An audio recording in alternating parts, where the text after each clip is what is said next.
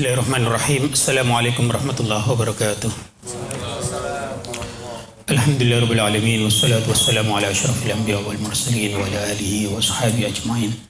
Rabbi shrah li sadri wa yassir li amri wa hlul 'uqdatam min lisani yafqahu qawli. Allahumma faqqihna fid din wa 'allimna ta'wila waj'alna min ahli ilmi wa ahli khair. Rabbana zidna ilma warzuqna fahma. Amin amin ya rabbal alamin. Para jamaah Masjid Cordova yang insyaallah dimuliakan oleh Allah, alhamdulillah pada siang hari ini Allah masih memberikan kita kesehatan, kesempatan, panjang umur. Mudah-mudahan semua yang kita lakukan diterima oleh Allah Subhanahu wa taala, diridhoi oleh Allah Subhanahu wa taala. Dan insyaallah nanti di akhir hayat kita mendapatkan husnul khotimah. Amin amin ya rabbal alamin. Para jamaah yang dimuliakan oleh Allah, sebelum kita memulai kajian, kita juga berdoa mudah-mudahan semua ilmu yang kita terima bisa kita amalkan. Dan yang paling penting kita bisa istiqomah dalam mengkaji, belajar, dan menambah ilmu yang sudah dihamparkan oleh Allah Subhanahu wa taala di tengah-tengah kita. Para jamaah yang dimuliakan oleh Allah, kita di akhir pembahasan pada minggu lalu kita membahas soal ubannya Rasulullah sallallahu alaihi wasallam. Nah, ini masih terkait dengan fisik Rasulullah SAW. Nanti fisik tuntas baru kita melihat aspek-aspek yang lain dari diri Rasulullah SAW. Pada pembahasan di minggu lalu kita mendapatkan informasi dari Anas bin Malik bahwa apakah Rasulullah SAW itu nanti menyemir ubannya atau tidak. Nanti juga akan ada bab yang khusus yang membahas soal bagaimana Rasulullah SAW menyemir rambutnya, menyemir jenggotnya. Nah, kalau yang diinformasikan oleh Anas bin Malik sebagai orang yang dekat dengan Rasulullah SAW, Rasulullah SAW itu ubannya hanya di pinggir cambang ya cambang. Tapi nanti di riwayat yang lain ada juga yang menjelaskan bahwa uban Rasulullah SAW ada di rambut juga, tapi tidak terlalu menonjol begitu. Kalau dipakai minyak biasanya tidak begitu terlihat ya, tapi kalau tidak dipakai minyak malah akan terlihat gitu. Dalam riwayat disebutkan Rasul itu di rambutnya dan di jenggotnya ada 14, tapi nanti ada riwayat yang lain yang menyebutkan bahwa uban Rasulullah SAW itu ada 20 helai ya. Ada juga yang menyebutkan dalam riwayat uban Rasulullah SAW itu di sela-sela gini, yang tapi tidak menonjol sekali gitu ubannya. Nah, ini yang penting, kenapa perlunya kita membahas secara agak utuh ya informasi dari Rasulullah SAW supaya kita bisa paham bahwa dalam situasi seperti ini ya ada sahabat yang melaporkan ini versi Anas bin Malik seperti ini, tapi versi Aisyah seperti ini, versi sahabat yang lain seperti ini. Nah, ini penting supaya kita bisa mendapatkan gambaran utuh tentang apa yang sedang dibahas. Ya. Kemarin kita juga mendapatkan kisah ya soal bagaimana ya Rasulullah SAW ya pakai celananya seperti apa, dalam berjenggotnya seperti apa gitu ya. Tapi kita juga nanti penting juga memahami informasi soal apa yang dianjurkan Rasulullah SAW dalam konteks yang sama meskipun agak berbeda situasinya. Apa yang dilakukan oleh Rasulullah SAW di malam Jumat ya. Saya selalu mengatakan bahwa ibadah yang paling tinggi, sunnah yang paling tinggi di malam Jumat itu adalah membaca sholawat. Kenapa? Kalau dalam banyak riwayat disebutkan Rasulullah SAW menganjurkan kita memperbanyak sholawat di malam Jumat. Faksiru as-sholah alayya fi yaumil jum'ah. Fi yaumil jum'ah ya. Fa inna sholatakum alayya ma'rudatun ya. Sholat itu maksudnya di situ adalah sholawat kalian ya. Di malam Jumat itu akan diperlihatkan, akan ditampakkan kepadaku. Maka tertinggi adalah salawat malam Jumat ya.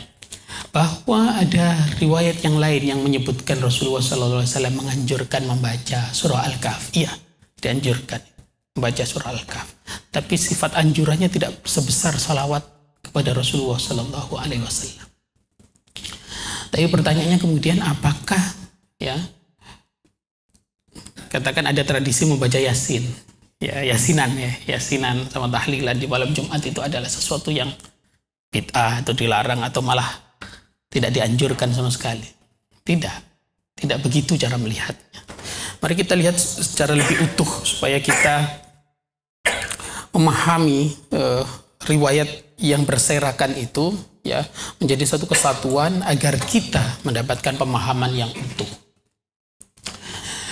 Yang kita perlu pahami yang pertama adalah membaca Al-Quran itu adalah ibadah hurrah, ibadah yang bebas, kapanpun dimanapun bebas dilakukan. Ya, malam apa saja boleh, di hari apa saja boleh, di jam apa saja boleh membaca Quran, termasuk salah satunya surah Yasin. Itu artinya membaca surah Yasin malam Jumat bukan sesuatu yang dilarang. Hanya kalau menganggap membaca surah Yasin itu wajib, nah itu yang tidak benar. Kalau ada yang punya pemahaman bahwa harus membaca surah Yasin di malam Jumat, itu yang salah. Atau membaca surah Yasin itu adalah sunnah Rasulullah SAW, itu yang salah. Kenapa? Karena tidak ada hadisnya. Tidak ada hadis. Tapi kalau membaca saja, ulama-ulama kita dulu membaca bukan menganjurkan itu bagian dari sunnah Rasulullah SAW, bukan. Tetapi konteksnya ngumpulin orang. Karena besoknya mau Jumat.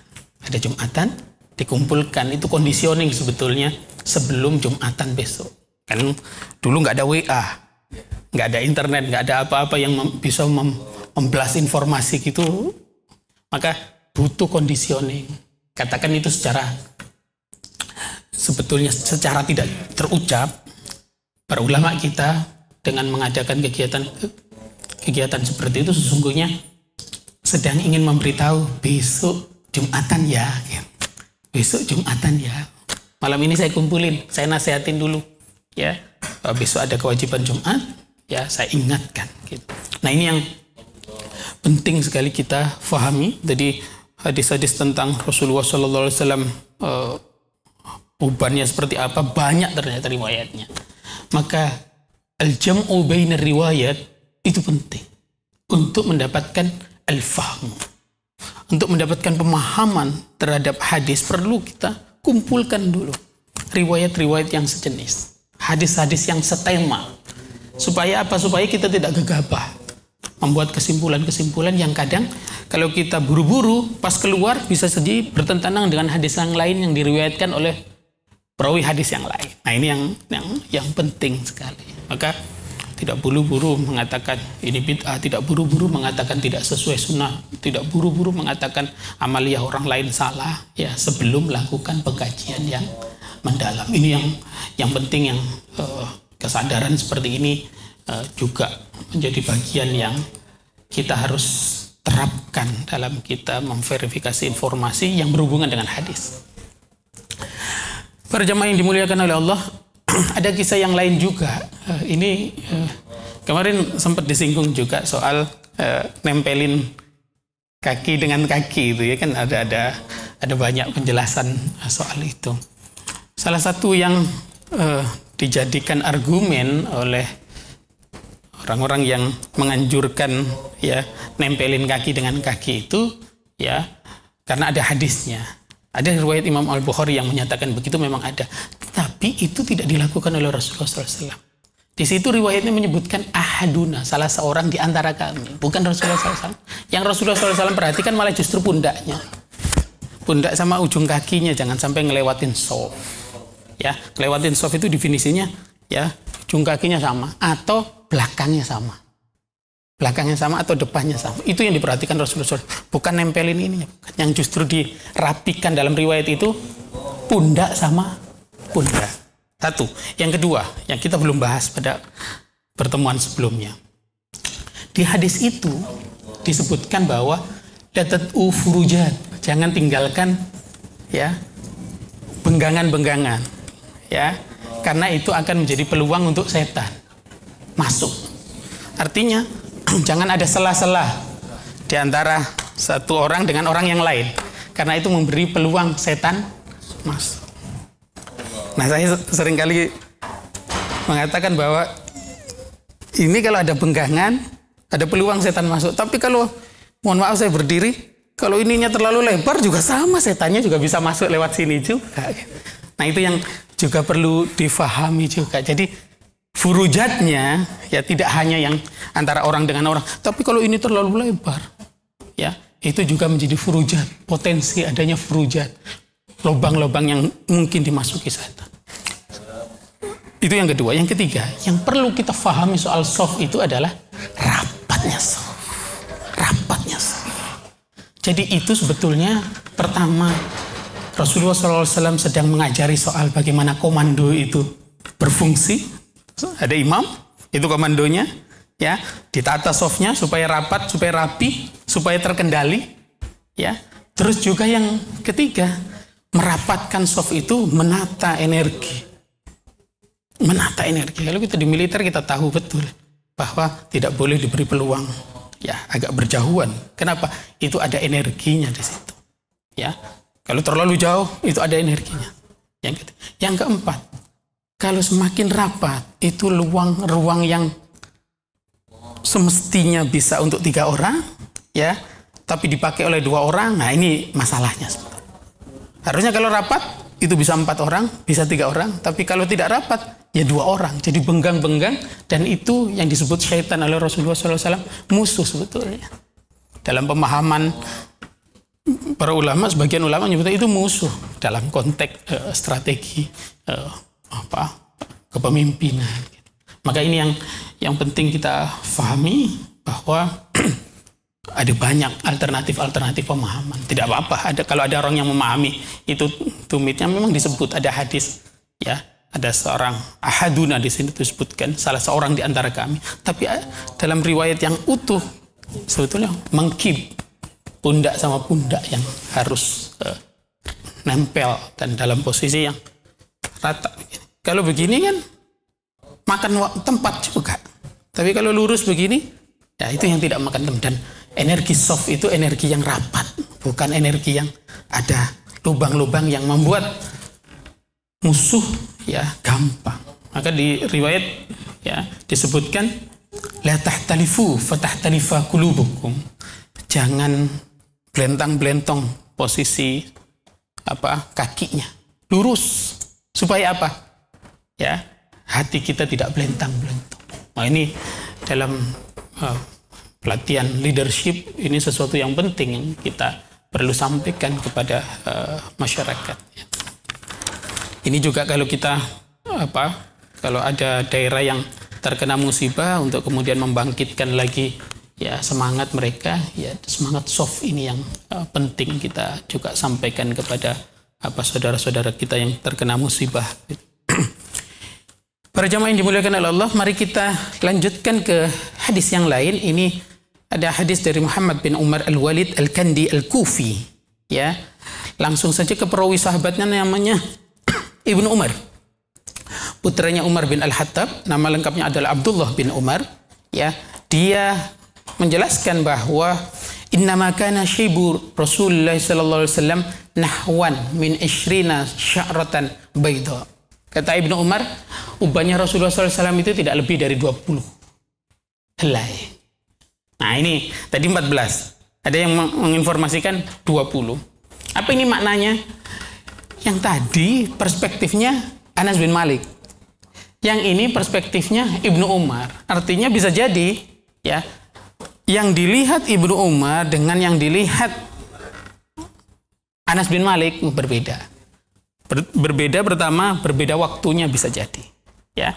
Yang kedua, ya sudut pandangnya juga bisa. Yang ketiga, tiga-tiganya kan nggak menghitung secara langsung begini. Dua-duanya kan nggak menghitung secara langsung. Namanya rambut Rasulullah SAW, mana sopan dihitung dalam kebudayaan. Jika kita juga tidak sopan dalam kebudayaan di zaman itu juga tidak sopan. Maka ya perkiraan. Ya perkiraan. Makanya yang gini-gini nggak usah membuat kita bingung. Bahkan nanti kita akan ketemu perbedaan-perbedaan pendapat terkait dengan nuzulul Quran. Kapan nuzulul Quran itu? Apakah tanggal 17? Tidak ternyata. Yang kuat malah tanggal 21. Tapi ada yang mengatakan tanggal 1, ada yang mengatakan tanggal 7, ada yang mengatakan tanggal 10. Ya, beda-beda. Ya, beda-beda. Isra Mi'raj aja yang baru saja kita belum mungkin ya, beberapa hari lagi kita akan peringati, seminggu atau 10 hari lagi kita akan peringati. Kalau yang memperingati ya itu beda-beda juga. Tahun kapan? Ada yang 5 tahun sebelum hijrahnya Rasulullah SAW. Ada yang mengatakan 1 tahun, ada yang mengatakan 1 tahun 2 bulan. Ya, yang kuat adalah 1 tahun. Ada yang mengatakan 7 tahun sebelum hijrah.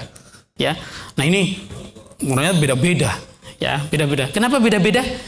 Waktu itu belum ada tanggalan juga, belum ada kalender, dan waktu itu para sahabat ingetan, pakai standar ingatan, bukan yang tertulis. Ini yang kita juga perlu pahami betul ya, bahwa selalu saja ada terjadi perbedaan-perbedaan. Dan yang paling penting barangkali yang kita perlu juga bicarakan, bahwa semenjak di Mekah sampai sebelum diisrakan itu belum ada kewajiban sholat. Nah, ini yang kita pegang betul ya. Maka jangan terlalu galak sama saudara-saudara kita yang masih mu'alaf ya. Pelan-pelan kita beri informasi bahwa ada kewajiban sholat, tetapi ya sewajarnya saja. Kita juga waktu kecil kan juga tidak sholat, tidak langsung sholat kan, meskipun kita terlahir dari keluarga muslim ya, dibesarkan dari orang-orang yang rajin sholat, tapi kita kan nggak langsung sholat juga ketika lahir. Sampai pada umur ya tamyiz ya balik, baru kita mukallaf, baru kita mendapatkan ya, kewajiban sholat. Dan ya keluarga kita secara perlahan ya, mulai umur 7 tahun ya kita mulai diajari sholat, baru 10 tahun ya dibolehkan untuk dipukul yang tidak menyakiti memukulnya sebetulnya. Nah ini yang kita perlu penting pahami ya. Jadi terjadinya perbedaan-perbedaan itu menandakan dinamikanya kuat sekali pada masa itu, satu. Terus yang kedua, diizinkan perspektif-perspektif itu muncul. Tidak ada yang memonopoli perspektif. Itu yang menurut saya penting juga kita pahami. Riwayat yang mutawatir itu tidak terlalu banyak. Tidak terlalu banyak. Salah satu hadis mutawatir adalah hadis tentang Isra Mi'raj. Itu diriwayatkan oleh 20 sahabat. Tapi itu maknanya, itu pasti benar-benar terjadi. Semua sahabat mengatakan itu terjadi. Nanti ada perbedaan pendapat kan, soal apakah Isra Mi'rajnya ruh apa jasad. Yang diisrokan, yang dimi'rajkan itu ruh apa jasad. Itu terjadi perbedaan pendapat di kalangan ulama, dan itu perdebatan klasik sebetulnya. Kita sekarang sudah mudah memahami kalau perjalanan dari Mekah ke Palestina, Masjidil Haram ke Masjidil Aqsa itu 1461. Saya cek di Google Map, coba dicek Masjidil Haram sampai Masjidil Aqsa itu 1461. Kalau pakai mobil itu 15 jam.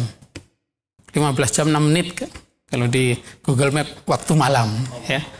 15 jam. Pakai pesawat kan cuma 1,5 jam atau paling lama 2 jam. Apa itu maknanya? Mungkin bukan mungkin, itu semakin menguatkan bahwa pendapat yang menyatakan Isra dan Mi'raj itu fisik bukan ruh.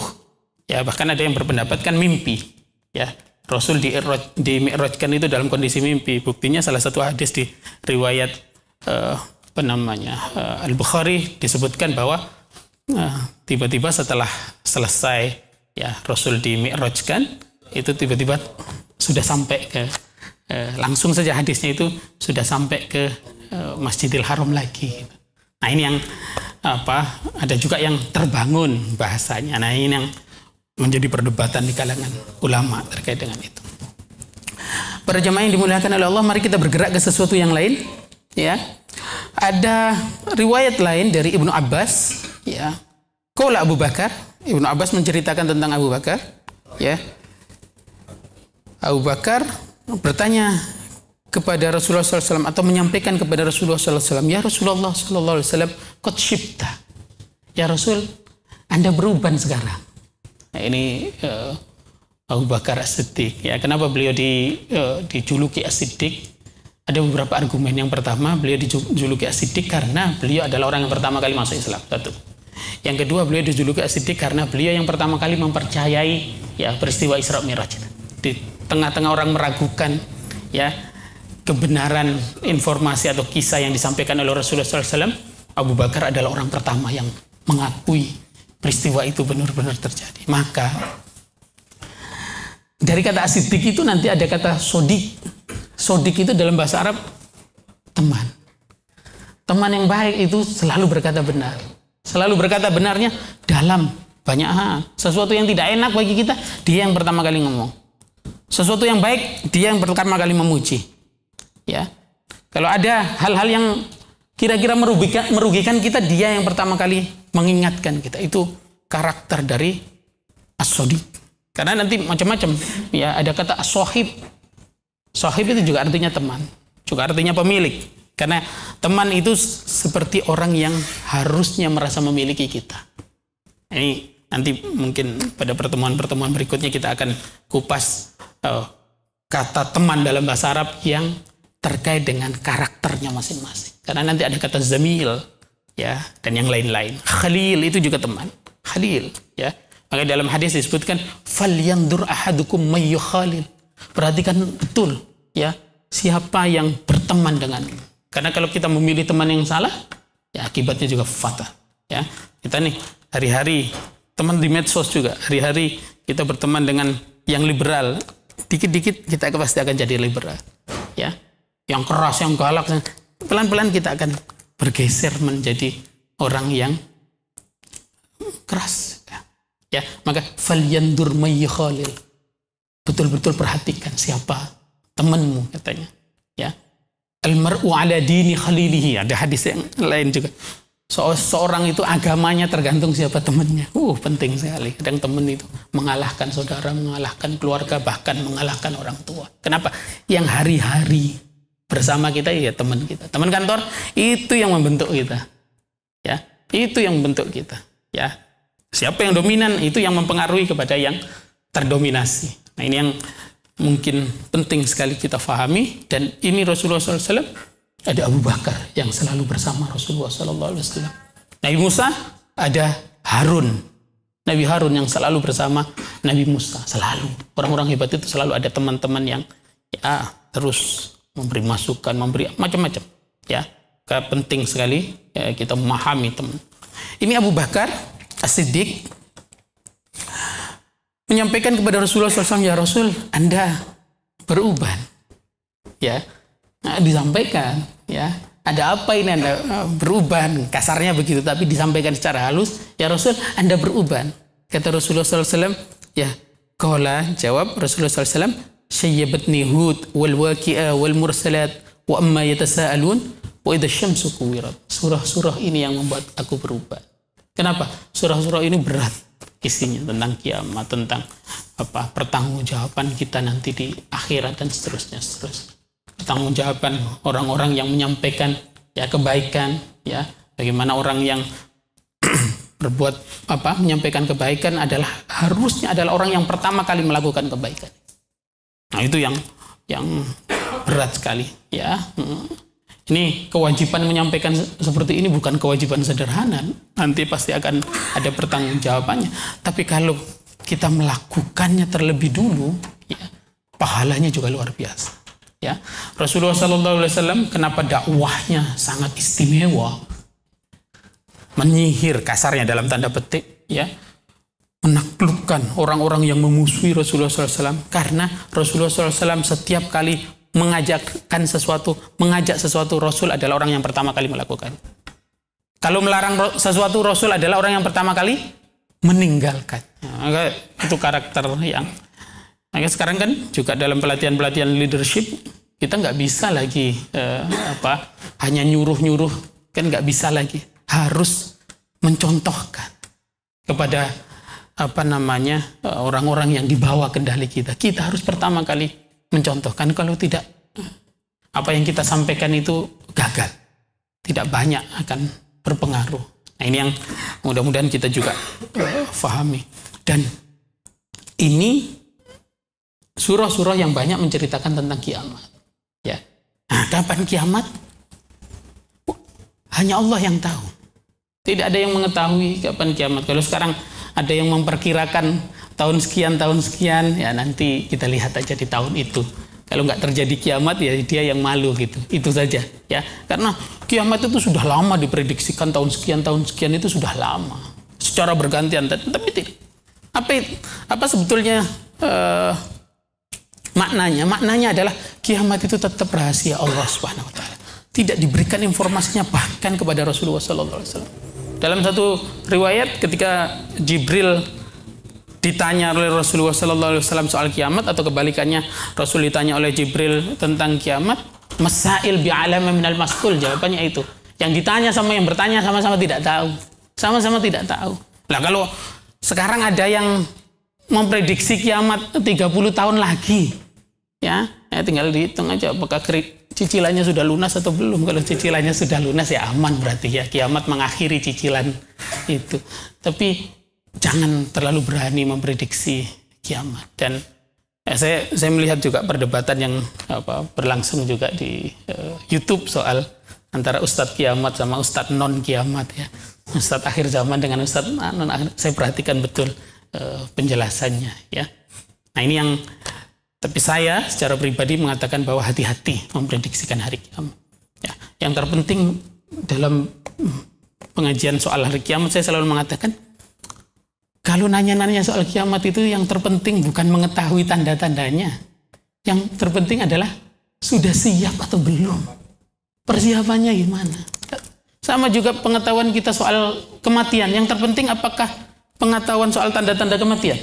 Yang tidak tahu kapan kita akan matinya kan tidak pernah tahu juga. Yang terpenting adalah persiapan menjemput kematian. Itu yang ibadah apa yang akan kita banggakan, ibadah apa yang nanti akan kita pertanggungjawabkan, ibadah apa yang kira-kira nanti akan kita bisa sampaikan di hadapan Allah Subhanahu wa taala. Itu jauh lebih penting. Para jemaah yang dimuliakan oleh Allah, mari kita lanjutkan lagi.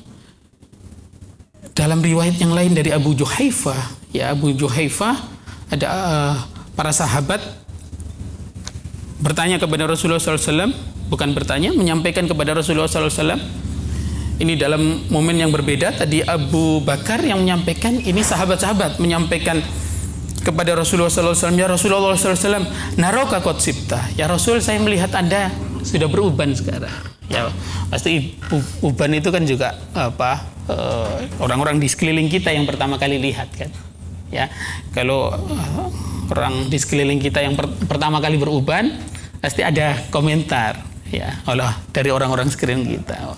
Alhamdulillah sudah meninggalkan dunia hitam, ya, menuju dunia putih, gitu ya, yang begitu-begitulah, yang pasti orang-orang di sekeliling kita. Nggak mungkin orang pertama kali ketemu langsung mengatakan ubanan ya, ada uban ya, nggak mungkin ya, kecuali marketing itu, ya, sampo anti uban itu, gitu ya.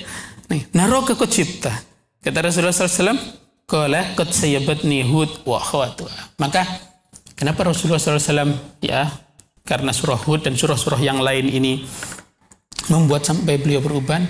Karena wahyu yang diterima oleh beliau pikirkan betul. Maka saya sekarang juga mengkampanyekan yang paling penting dari Al-Quran itu bukan hanya dibaca, bukan hanya dihafalkan, bukan hanya ditahsin bacaannya supaya bacaannya indah, tapi yang paling penting adalah memahami. Satu. Yang kedua, mentadabburi. Ya, yang ketiga adalah berakhlak dengan akhlak Quran. Tadabbur itu membaca dengan perenungan, dan itu baru terjadi kalau kita membaca berkali-kali.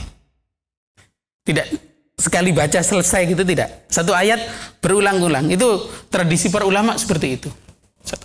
Yang kedua, kalau dalam banyak literatur disebutkan bahwa mulai dari tradisi sahabat sampai tabi'in, ya, ketika memasuki bulan Rajab dan Sya'ban, itu semua waktunya dihabiskan untuk Al-Quran. Al-Quran dihabiskan untuk. Bahkan beberapa ulama salaf, ulama klasik itu menutup usahanya di bulan Rajab, apalagi bulan Sya'ban. Apa yang mereka lakukan?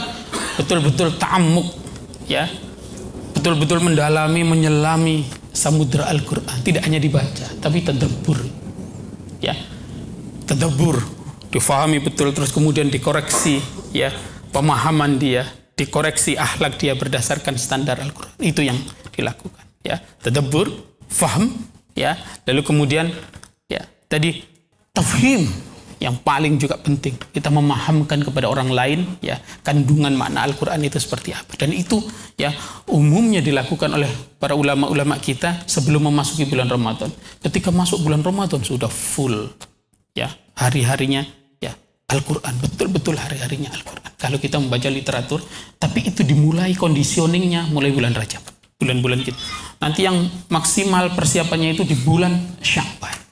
Ini yang mudah-mudahan kita sudah mulai mengkondisikan ya memasuki bulan Ramadan ya, ibadah wajibnya mulai betul-betul ditata sebisa mungkin tepat waktu, sebisa mungkin berjamaah, sebisa mungkin mulai membaca Al-Qur'an sedikit-sedikit, sebisa mungkin mulai qiyamul lail sedikit-sedikit. Nanti ketika masuk Sya'ban diperbanyak, ketika masuk Ramadan sudah terbiasa ya. Tapi kalau ujuk-ujuk ya di bulan Ramadan masuk, nah itu ya pertama rame ya full sampai keluar-keluar, nanti setahap-setahap hari demi hari maju, pindah kan tempatnya kan. Ada yang tawaf di mall, ada yang sa'i antara satu mall ke mall yang lain, itu pindah tempatnya, ada yang tawaf di Tanah Abang gitu. Jadi betul-betul itu karena conditioningnya tidak terjadi. Maka yang dilakukan para ulama itu conditioning menghadapi Ramadan ya dimulai di bulan Rajab seperti sekarang, lalu Sya'ban itu full maksimal, Ramadan ya sudah terbiasa, pembiasaannya di bulan Ramadan.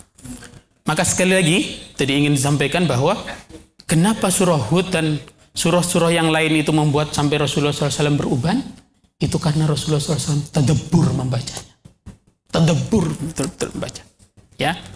Dan Rasul ketika ditanya, Aisyah ketika ditanya akhlak Rasulullah SAW itu apa?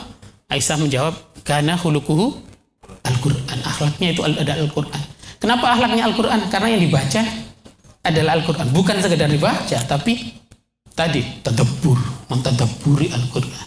Nah sekarang kalau baca Al-Quran, kalau bisa akses maknanya lewat tafsir, baca tafsirnya juga.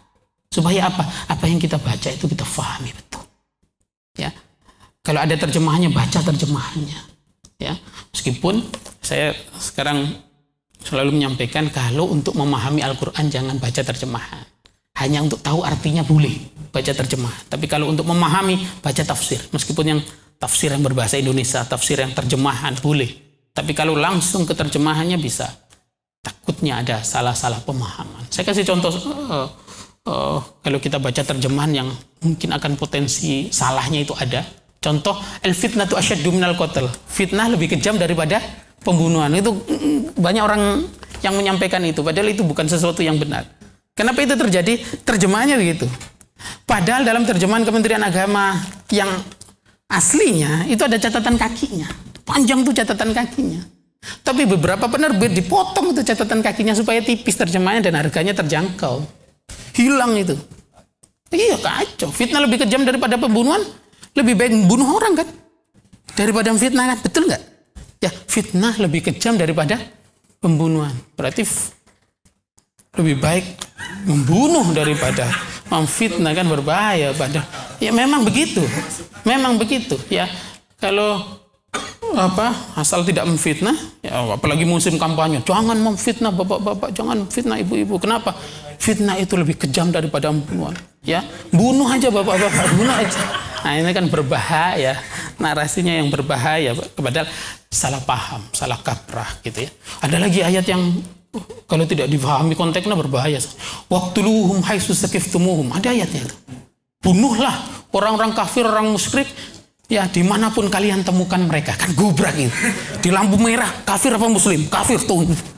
Kafir atau muslim, gitu semua. Padahal ada konteksnya. Itu kan perang, dalam situasi perang. Kalau dalam situasi perang ya kalau nggak membunuh ya dibunuh. Tapi kalau dalam situasi damai bukan begitu. Itu khusus situasi. Dan di terjemahan itu tidak ada konteksnya. Bisa berbahaya, bisa berbahaya. Maka tafsir penting supaya kita paham. Oh ini ayatul saif itu dalam konteks al-harb fil hurub, dalam peperangan, bukan dalam ya damai. Ini yang mudah-mudahan kita faham ya. Nah, mari kita ada dua hadis lain yang kita akan pelajari pada kesempatan siang hari ini. Ini ada riwayat dari Abu Ramsah At-Taimi Tamim Ar-Rabab nama lengkapnya. Dia menceritakan itu Nabi sallallahu alaihi wasallam wa ma'i ibnun li, ya. Dia mendatangi Rasulullah sallallahu alaihi wasallam bersama anaknya. Ingat, kita temukan beberapa riwayat dalam pengajian kita ini. Seorang sahabat membawa anaknya untuk bertemu Rasulullah sallallahu alaihi wasallam. Nih, ini tradisi yang harus kita hidupkan kembali. Anak-anak kita harus dipertemukan, diajak, ya, minta didoakan kepada orang-orang soleh, kepada orang-orang alim. Jangan kita saja. Kalau kita itu maknanya nanti dia akan memulai lagi hidup dari nol lagi. Dari nol lagi. Mencari bentuk lagi. Tapi kalau kita sudah bentuk dari kecil, tinggal melanjutkan. Itu persoalannya. Ya, kita nih kalau kita yang sudah dibentuk di pesantren, dibentuk di lingkungan yang memang keluarga kita orang-orang soleh, orang-orang alim, itu sudah dibentuk dari awal. Ya, tapi ada kan yang sebagian kita yang tidak dibentuk seperti itu. Ada yang dari pendidikan yang betul-betul umum sekali, sekuler, pendidikan sekuler sekali, lalu kemudian ya ada situasi, ada kegelisahan di waktu-waktu tertentu dalam fase kehidupan kita kemudian mulai mendekat ke agama. Ya, secara bertahap, secara perlahan, ya, kita mulai dekat ke masjid, dekat dengan Al-Qur'an, dekat dengan kajian-kajian ada. Tapi kita kan baru memulai. Ya, pada usia tertentu. Misalkan usia 20 tahun segala macam.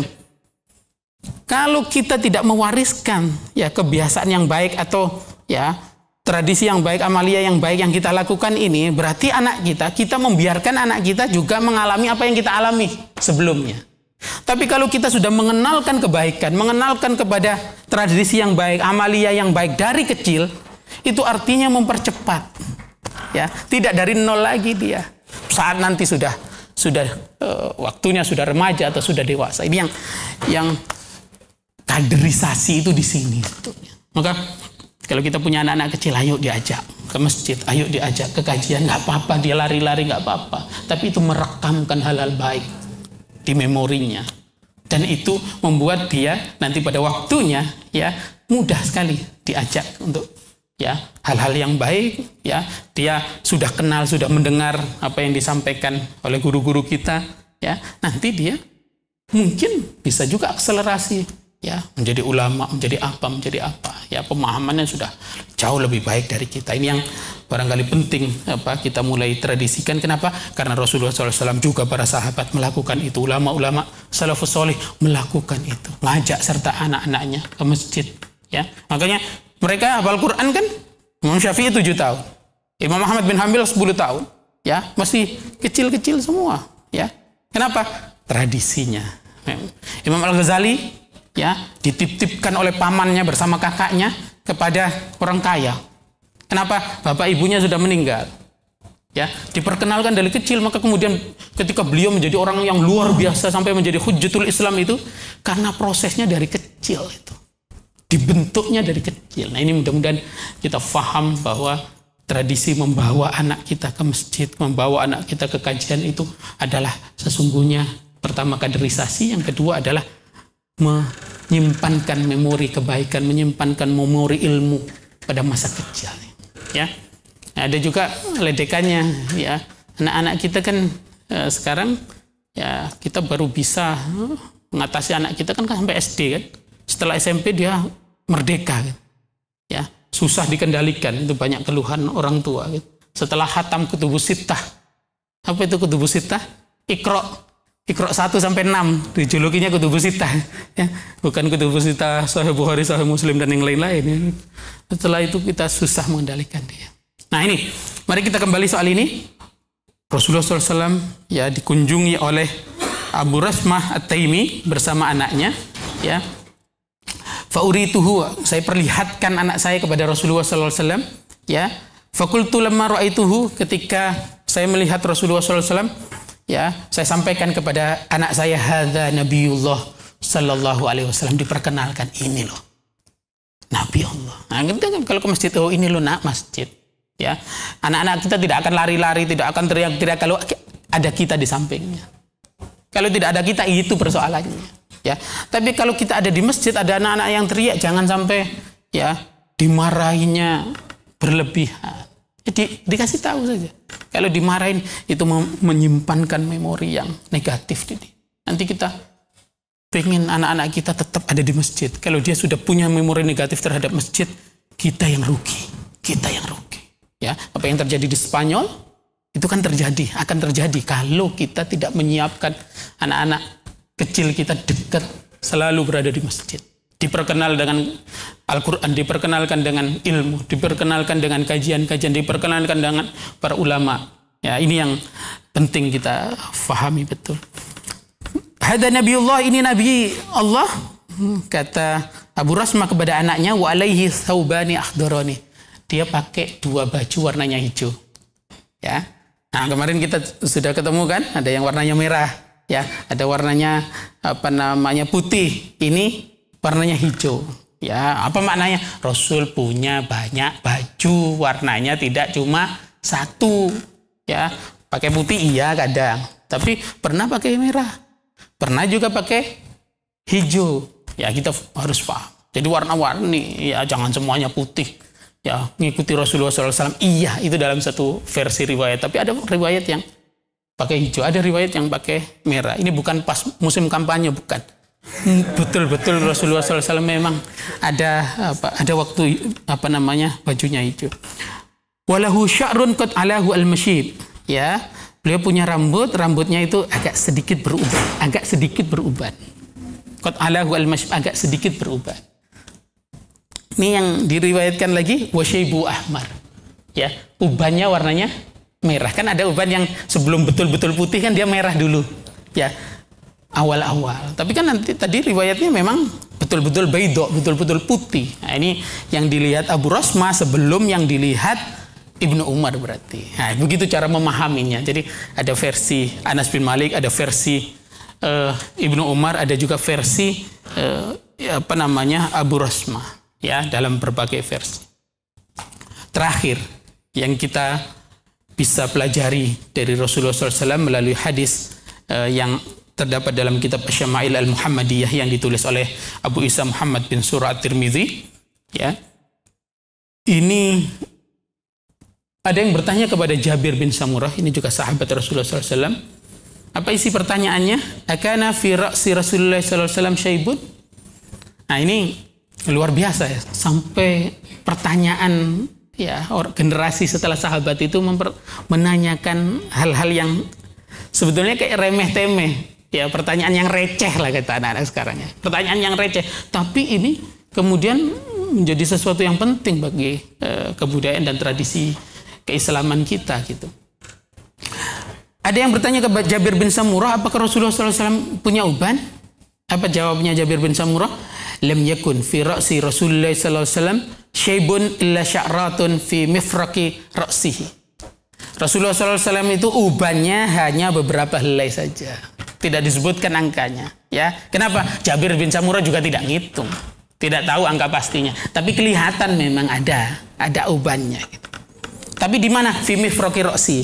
Kita di belahan kepala itu, ya, ada di garis, ya. Kalau anak-anak sekarang bilangnya jalan kutu, ya, di bagian-bagian itu saja yang terlihatnya, ya.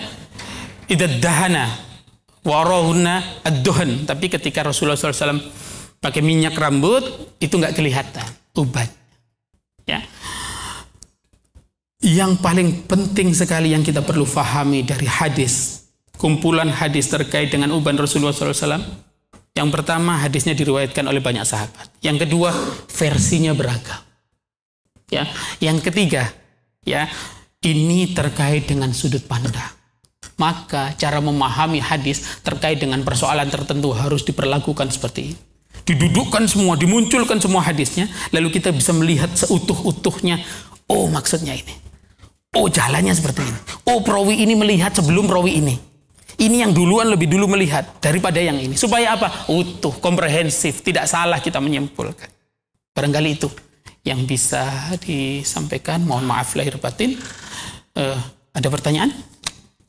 Kalau jam segini insya Allah tidak ada pertanyaan.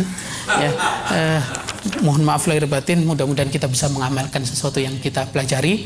Dan satu hal lagi, saya mengingatkan yang awal tadi, mudah-mudahan kita bisa istiqomah. Karena yang terpenting adalah istiqomah. Karomah para aulia saja kalah dengan istiqomah. Ya, wal muwaffiq. Wassalamualaikum warahmatullahi wabarakatuh.